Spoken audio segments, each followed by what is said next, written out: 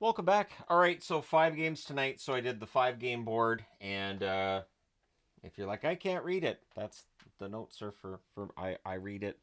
I tell you guys because it's not like I memorized the whole game. I wish I could. Then I wouldn't need a board, would I? All right, so we're going to start things off talking about the Pittsburgh Penguins and the Florida Panthers. So it was Jari versus Knight. Lundell has a rush chance that saves. Shots are 2-0 Florida, 3 minutes in. There's a press by the Penguins at 4.5 minutes, but they don't get shots out of that right away. Carlson has a shot then that's kicked aside. Lundell has a wraparound that's blocked. Bennett gets denied as the Panthers get some pressure. Graves takes the stick to the face. It's a 4-minute power play. Graves would leave for some stitches and come back. Malkin to Hayes, there's a near miss during that 4-minute power play. Florida does kill that off.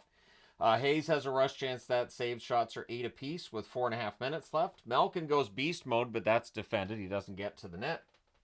Penguins are building some momentum. Pettersson has a screenshot that's held. The Penguins press to close it out. So while the Penguins had a perfect road period, there were no goals in that first period. And second period, Forsling at 35 seconds goes glove side from the right circle. Barkov and Reinhart with the assists. It's 1-0 Florida. And that's what having a really good first period does for you if you don't get a goal. Florida looks for another. There's a press by the Panthers at 2 minutes. We then get a power play for the Penguins. That's killed off. Shots are 3-1 Florida at 5 minutes. Hayes fires one wide on a rush. Kevin Hayes was very prominent in this game tonight. Did not get on the score sheet, however. Bennett breaks up a 2-on-1. Panthers press at 9.5 minutes. We get a 4-minute power play for the Penguins. And during the first 2 minutes, Crosby scores at 11:09 from Rust and Grzelcyk. So now he's within 4 points of Sakic. There's a short-handed Luostarinen chance. He fires it wide, but they do kill off the second 2 minutes of the 4-minute power play. We then get a power play for Florida. That's killed off. Penguins press with 2.5 minutes left. But with 3.1 seconds left, the Florida Panthers get a power play. So that rolls over into the third period with the score 1-1. Penguins finish the kill. The fans call one. The referee does not. Balinskis fires one wide on a rush. Crosby's denied. Panthers clear out. There's too many Penguins on the ice. Panthers to the power play. The refs discuss and they reverse the call because Crosby was going to exit the ice, ran into an official. So the official prevented Crosby from getting off, and so they rescind that call. Panthers press at 5 minutes. Florida then draws a power play, and they score on it. It goes in off Tkachuk's shin pad. Verhaeghe and Adam Boqvist with the assists at 6:48. That makes it 2-1 for Florida. Penguins then get a power play. Bunting fails to bury one in close. That power play is killed off. Lizotte has a net feed. That's picked off. Fans call one again. The referee doesn't call that one either. But with 2:01 left, the Penguins get a power play, and with 1:24 left, they pull the goalie to make it 6-on-4, and they would score. Raquel goes 5-hole from in close. Bunting and Malkin with the assists at 19-19. So we go to the overtime. The Panthers controlled early. Raquel's denied on a 2-on-1 rush. Tkachuk has a wrister that's held. It's back and forth all over. And we go to the shootout. In the shootout, both Reinhart and Lundell score for Florida. So they win this one in a shootout 3-2. Florida's still having trouble producing, but they do get the 2 points here. 24-14-2 is their record with the shootout loss. Pittsburgh 17-17-6. Shots on net, 13-10 Pittsburgh in the first, 10-4 Florida in the second, 11-10 Pittsburgh in the third, and in the overtime, both teams had 3 shots. Final shots, 33-31 Florida. Power plays, Pittsburgh 2 for 7, Florida 1 for 3. The hits, 28-15 for Florida. Jari saves 31 out of 33. Knight saves 29 out of 31. So both goalies had a good game, and in the end, Florida gets the 2 points. All right, Montreal and Chicago. So it's Montembeault versus Soderblom. Gallagher has a turnover chance that's held. We get 2 minutes of 5-on-3 for the Hawks. That's too much. So during the 5-on-3, Bertuzzi tips one in close at 3:21. Teravainen and Bedard with the assists. It's 1-0 Chicago. Habs kill off the 5-on-4. We then had a fight between Jackeye and Maroon. So the age difference there has to be at least a decade, right? Maybe more. So it's got to be kind of weird for those veterans to be fighting with the younger guys. Anyway, Chicago goes back to the power play. There's a near miss by Colton Dach. That power play's killed off. And Colton Dach debuts in the National Hockey League against his brother Kirby. So that's kind of fun. Shots are 7-4 for Chicago with 9.5 minutes left. The Habs draw a power play. That's killed off as well. Pressed by the Habs with 2 minutes left, and at 18:24, Caulfield roofs one from in close to tie the game at 1. Suzuki and Matheson with the assists, so it's 1-1 after 1. Second period. Bertuzzi has a slot shot that's held. The Hawks press at 2 minutes. In fact, the shots are 4-0 Chicago at 4.5 minutes. And at 7:05, Foligno tips in a point shot. Kaiser and Dickinson with the assists, so that makes it 2-1 for Chicago. Habs press at the half. New hooks denied. Soderblom holds there. Teams trade rushes. The shots are 11-6 for Montreal with 6.5 minutes left. The Habs press with 5 minutes left. There's more pressure by Montreal in the final minute. It's 2-1 Chicago after 2. The full power play is for the Habs to start the third period, and the Hawks kill that off, allowing one shot. And then it's a goal by Chicago, which follows at 3 minutes. Maroon buries a net feed in close. Donato and Smith with the assists. So Maroon in this game, he had the fight. Did he have an assist as well? Because I've said his name a few times. He did not. So he almost had the Gordie Howe hat trick, but not quite. There's a near miss for Caulfield. The Hawks clear. The shots are 3-2 Chicago at 4.5 minutes. Habs press at 6.5 minutes. We get a power play from Montreal, and they score on it to make it a one-goal game. Heineman bats this one out of the air as it bounced off the boards to him, and Matheson had the assist at 9:45, so it's 3-2 Chicago. Hawks press to respond. We get a power play for Chicago. That's killed off. Shots are 5 apiece with 7 minutes left. Habs press with 4.5 minutes left, but on a rush at 15:51, Foligno scores one from the slot. Hall and Vlasic with the assist. That makes it 4-2 for Chicago. Goalie pull happens with 3 minutes left. With 1:40 left, the Habs call a timeout. Whatever they discussed, it does not matter because Chicago wins this one 4-2. They go to 13-24-2 with the win. With the loss, Montreal 17-18-3. Shots on net, 11 apiece in the first, 19-8 Montreal in the second, 10-7 Montreal in the third. Final shots are 40-26 for Montreal. Power plays, Montreal 1 for 3, Chicago 1 for 4. The hits, 24-20 for Montreal. Montembeault, 22 saves on 26 shots. Soderblom was fantastic, 38 saves on 40 shots. Right now, he's playing better than Mrazek, so we'll see if he gets a lion's share of starts because this team wants to win themselves some games. All right, next up. Ottawa and St. Louis. Remember what I said about Ottawa? I think these guys are out of gas. So it's Forsberg versus Binnington. The Blues press at 2.5 minutes. Shots are 2-0 in favor of St. Louis 3 minutes in. Sens press at 5 minutes. The teams trade rush chances, and at 7:26, Shen scores on a breakaway. Holloway with the assist, so it's 1-0 St. Louis. Blues then get a power play. That's killed off. Things get pushed in a hole by Binnington. Sens press with 7 minutes left. The shots are 6-4 for St. Louis with 5 minutes left. And then at 15:50 on a turnover breakaway, Saad goes 5-hole. It's 2-0 for St. Louis. Sens look to respond. Thomas fires one wide from the slot, and then Reinhart had a fight with Walker towards the end of the period. So it's 2-0 St. Louis after the first. A little fighty at the end of that first period. Second period, teams trade rushes. Shots are 2-0 for Ottawa 4.5 minutes in. There's a near miss for Cousins on a net drive. The Blues press at 9 minutes. Halfway through this game, Ottawa had 8 shots. So that tells you, and it tells me this is a team that's just, they're doing their best. I think they're doing their best, but it's been a very long road trip for them. Gaudette has a net drive that's blocked. The Blues press with 6.5 minutes left, and at 14:15, Saad goes far side on a 3-on-2 rush. Buchnevich and Thomas with the assists. It's 3-0 St. Louis. Blues press for another. The Sens then score. Is it offside? Yep. Ottawa has no joy tonight. It is no goal. The Blues 13-1-1 when they're leading after 2, and they were up 3-0 after the second period. Third period, early press by St. Louis.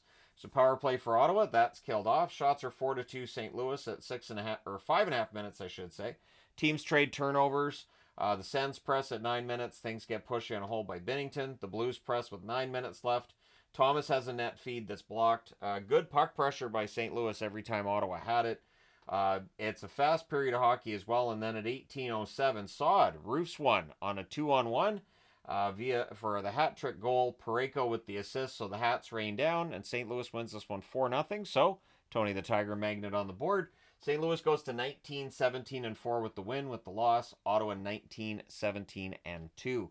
Shots on net, 8-6 St. Louis in the first, 7-6 Ottawa in the second, 11-7 St. Louis in the third. Final shots are 25-20 for the Blues. Power plays, both teams go 0-for-1 on the power play. The hits, 28-16 for Ottawa. Forsberg, 21 saves on 25 shots in his return. Binnington saves all 20 shots for the shutout in this one. All right, next up, the Anaheim Ducks and the Edmonton Oilers. The Ducks are becoming more and more difficult to play against, which honestly I think makes them more entertaining to watch. Dostal versus Skinner. There's no shots on net for either team 4 minutes in. Kulak has a one-timer that's kicked aside. The Oilers press at 5.5 minutes. Henrique has a wraparound chance that's held. There's more pressure by the Oilers at 9 minutes. Lacombe to Gudis, there's a near miss there. We get 2 minutes of 4-on-4. That becomes a 4-on-3 power play for the Ducks. The Oilers do kill that off. 45 out of the last 49 have been killed by the Oilers. So, yeah, their penalty kill has been pretty darn good. The Oilers press with 4 minutes left with 3:48 left. They draw a power play, and they score on it. At 16:54, Nugent Hopkins scores. The assist to Bouchard. That makes it 1-0 Edmonton after 1. Second period, early press by the Oilers. The teams trade turnovers. The Oilers press at 3 minutes. A net feed to Jeff Skinner. Near miss there. Ducks press at 4.5 minutes. The shots are 2 apiece at 6 minutes.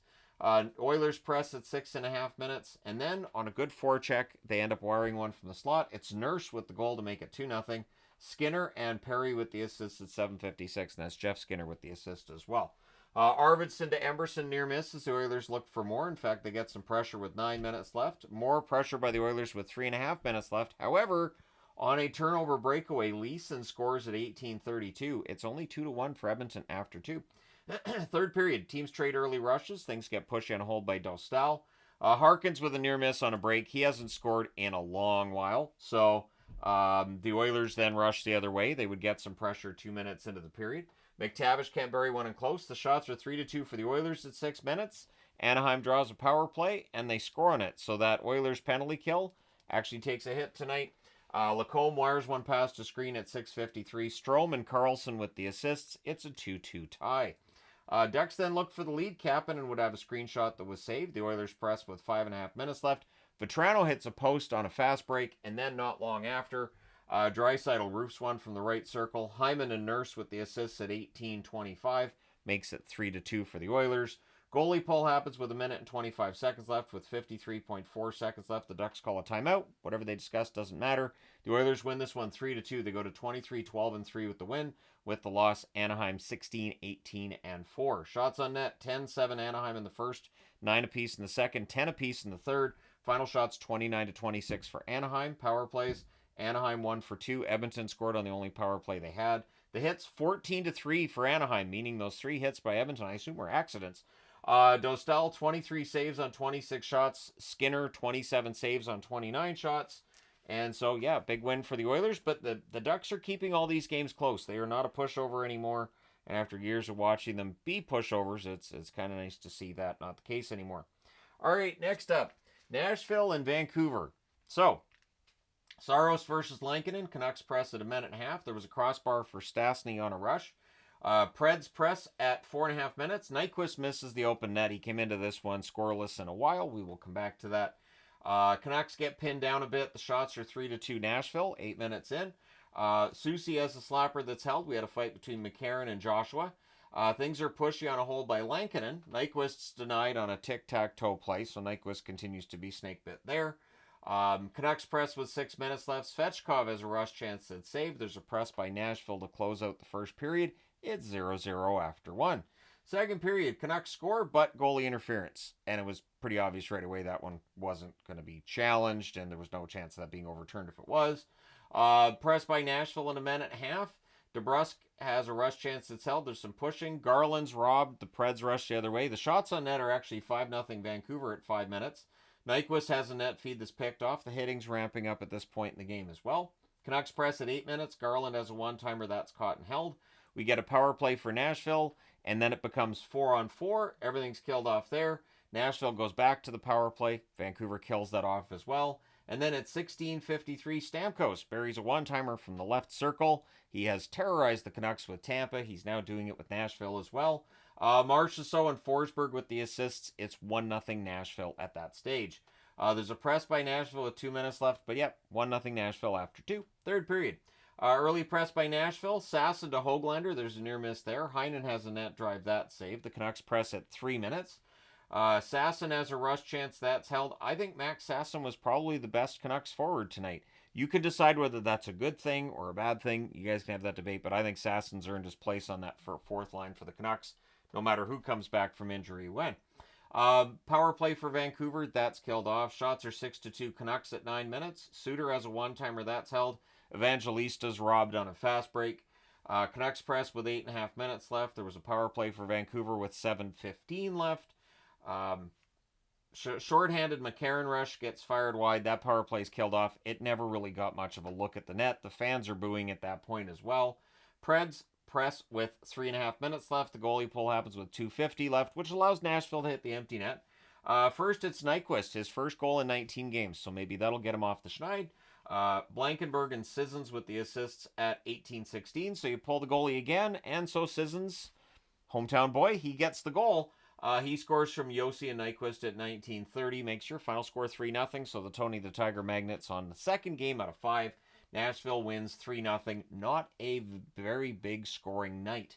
Nashville goes to 12-20-7 with the win. With the loss, Vancouver 18-12-8. I think they're 7-8-6 at home, something like that. And I looked last night to see if ticket prices have, changed at all. And the prices for this game, they still wanted like $250, $400 for some of the tickets. And I was thinking, well, why? The team hasn't been good at home. And there you go. You pay so much money for tickets to watch a team that can't score goals.